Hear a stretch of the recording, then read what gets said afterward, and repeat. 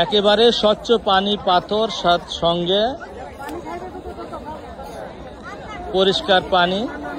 এই পানিটা এই যে ভারতের যে ব্রিজ, এই ব্রিজের নিচ থেকে বাংলাদেশ সীমান্তে প্রবেশ করছে। এবং এই যে পাথরগুলো দেখছেন, এই পাথরগুলো কিন্তু সবই কিন্তু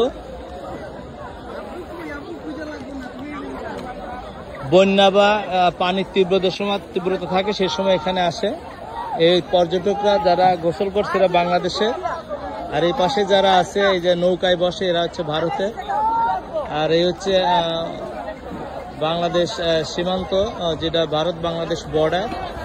এই হচ্ছে ভারত বাংলাদেশ বর্ডার। এখানে বিএসএফ আছে, ভারতীয় বিএসএফ এখানে তাদের সীমানায়, তাদের পর্যটক যেন আমাদের সীমানায় না চলে আসে, যেহেতু এখানে কোনো তারে কাটার বেড়া নাই বা কোনো দেওয়াল নাই। আর এই পাশে হচ্ছে আমাদের বাংলাদেশের পর্যটক।